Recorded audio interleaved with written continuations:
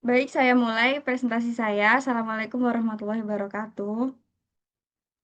Waalaikumsalam warahmatullahi Waalaikumsalam wabarakatuh. warahmatullahi wabarakatuh. Perkenalkan, nama saya Sukma Fadilah dengan NIM akhir 155. Di sini saya akan mempresentasikan identifikasi risiko pada usaha rumahan bolen pisang. Untuk resiko yang pertama, itu ada rasa tidak konsisten. Takaran sering berubah karena pengerjaan manual. Sumber resikonya internal. Jenis resiko operasional dan dampak resikonya itu pelanggan kecewa dan tidak melakukan repeat order. Yang kedua, kenaikan harga bahan pokok, termasuk sumber resiko eksternal, yaitu fluktuasi pasar ekonomi, jenis resikonya finansial, dan dampak resikonya margin keuntungan menipis atau harga jual terpaksa naik. Dan yang ketiga, kapasitas produksi terbatas atau gagal memenuhi pesanan besar karena oven yang kecil. Sumber resikonya internal, yaitu alat dan infrastruktur, termasuk jenis resiko strategis, dampak resikonya kehilangan potensi pendapatan besar dan kepercayaan klien. Dan yang keempat, pencampuran uang pribadi dan usaha atau modal terpakai untuk kebutuhan dapur rumah. Sumber resikonya manajemen keuangan atau risiko internal, jenis resikonya finansial, dampak resikonya kesulitan membeli bahan baku untuk pesanan berikutnya. Dan yang kelima, pelanggan pelanggan ghosting atau memesan lewat WA tapi tidak membayar atau ambil barang. Sumber resikonya eksternal, yaitu pelanggan, jenis resikonya finansial, dampaknya kerugian materi karena produk sudah jadi tapi tidak terjual. Dan yang keenam, gangguan utilitas mendadak atau listrik padam atau gas habis saat pemanggangan. Sumber resikonya termasuk di eksternal, jenis resikonya operasional, dampaknya adonan bolen, bantat, atau rusak sehingga gagal jual. Dan yang ketujuh, pisang cepat busuk atau stok pisang terlalu banyak namun pesanan sepi. Termasuk sumber resiko internal atau di supply chain, jenis resikonya di finansial, dampaknya pemborosan modal karena bahan baku terpaksa dibuang. Yang kedelapan, kelelahan fisik owner atau semua dikerjakan sendiri, belanja, masak, dan kirim. Jenis, maaf, sumber resikonya di internal. Jenis resiko operasional, dampaknya kualitas produk menurun atau usaha terhenti sementara. Yang kesembilan, ketergantungan supplier tunggal atau tukang pisang langganan tidak jualan. Sumber resikonya eksternal, jenisnya operasional, dampaknya berhentinya produksi sementara karena bahan utama tidak ada. Dan yang kesepuluh, variasi musiman buah. Pisang menjadi kecil atau masam saat musim hujan. Sumber resikonya itu dari eksternal, yaitu faktor alam, jenisnya operasional, dan memiliki dampak penurunan estetika produk dan rasa yang kurang manis dari biasanya. Selanjutnya ada analisis kritis. Yang pertama, resiko yang paling berbahaya adalah resiko nomor 4, yaitu pencampuran uang pribadi dan usaha, atau modal terpakai untuk kebutuhan dapur rumah. Karena risiko ini mengakibatkan buta terhadap keuntungan real, penjual tidak akan pernah tahu apakah usaha bolen yang dimiliki sebenarnya untung atau rugi. Bisa jadi penjual merasa jualan laris, tapi uangnya habis untuk kebutuhan dapur, rumah, atau pulsa pribadi. Dan yang kedua, apakah semua risiko harus dihindari? Menurut saya tidak, karena dalam berusaha risiko sering terjadi.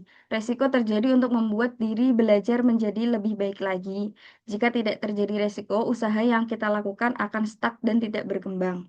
Dan yang ketiga, jika saya menjadi manajer strategi, yang saya lakukan adalah yang pertama, delegasi bertahap. Jika pesanan mulai stabil di angka tertentu, saya akan menyewa asisten, mungkin tetangga atau saudara saya sendiri, khusus untuk bagian pengemasan atau kupas pisang. Tugas utama saya tetap di adonan dan kualitas. Yang kedua, multi supplier database. Saya akan menyimpan kontak minimal 3 penjual pisang berbeda. Jika supplier A gagal, kita langsung telepon supplier B. Dan yang terakhir, rekening khusus. Membuka satu rekening digital atau kantong dompet digital khusus untuk bisnis. Semua uang masuk dan keluar harus lewat situ, sehingga tidak terjadi lagi pencampuran uang pribadi dan uang usaha. Terima kasih. Untuk selanjutnya, saya ingin bertanya ke Mbak Berliana, untuk pertanyaannya, apa dampak finansial yang harus ditanggung pelaku usaha ketika menghadapi pelanggan yang melakukan ghosting atau kenaikan harga bahan baku seperti butter dan korsvet di pasar? Baik, saya akan menjawab pertanyaan dari Kak Sukma terkait dampak finansial. Yang pertama, saya akan jelaskan dahulu mengenai dampak finansial yang akan dialami dari pelaku usaha terkait ghosting. Jadi menurut saya, kalau misalkan ada terkait masalah seperti itu, yang pertama tentunya melakukan evaluasi. Apa sih solusi yang harus dilakukan dan bagaimana permasalahan tersebut tidak terjadi lagi.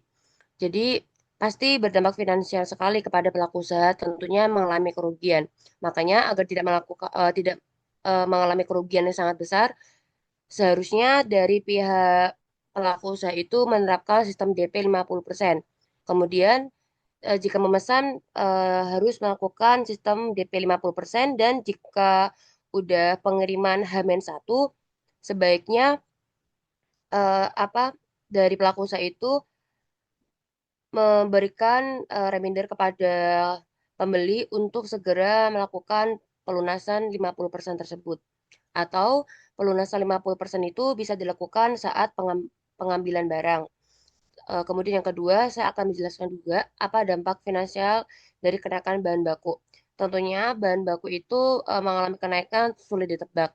Bisa saja besok atau kapanpun itu. Makanya dari pihak pelaku usaha itu akan sangat berdampak dalam arti jika harganya tetap konsisten tetapi bahan baku naik akan mengalami keuntungan yang sangat menipis atau bahkan mengalami kerugian. Makanya dari pihak pelaku usaha itu jika mengalami kenaikan bahan baku lebih baik dari pelaku usaha itu menaikkan harga produk yang dijual. Seperti itu jawaban dari saya. Baik, terima kasih Mbak Berin atas jawabannya. Untuk Mbak Alfi mungkin ada tambahan? Baik, saya akan menambahkan jawaban dari Berliana. Kalau menurut saya sih jawabannya Berliana udah benar, udah bagus juga. Kita harus apa namanya dalam usaha kan pasti nggak mau rugi ya. Kita harus melakukan sistem DP itu sangat meminimalkan kerugian. Dari Mbak Briana tadi saya akan menambahkan sedikit saja, yaitu pelaku usaha itu juga perlu melakukan efisiensi biaya produksi, misalnya dengan mengatur penggunaan bahan agar tidak terbuang sia-sia. Strategi ini seperti melakukan inovasi produk kayak membuat varian produk dengan bahan yang sama atau lebih yang terjangkau namun tetap berkualitas.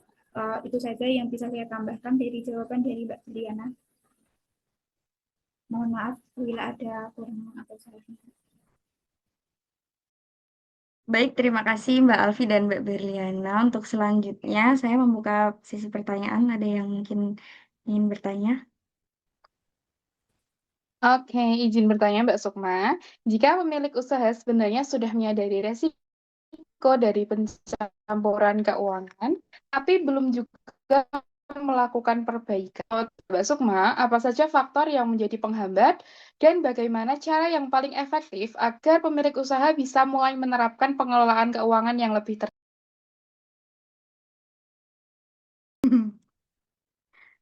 Sebelumnya terima kasih untuk pertanyaannya Mbak Rizkyana. Dari pertanyaannya tadi, faktor apa yang biasanya menjadi penghambat dalam penerapan sistem keuangan yang lebih tertata pada usaha rumahan? Kalau yang pertama itu biasanya di mentalitas, karena banyak pemilik merasa omsetnya itu masih belum cukup besar untuk dipisahkan.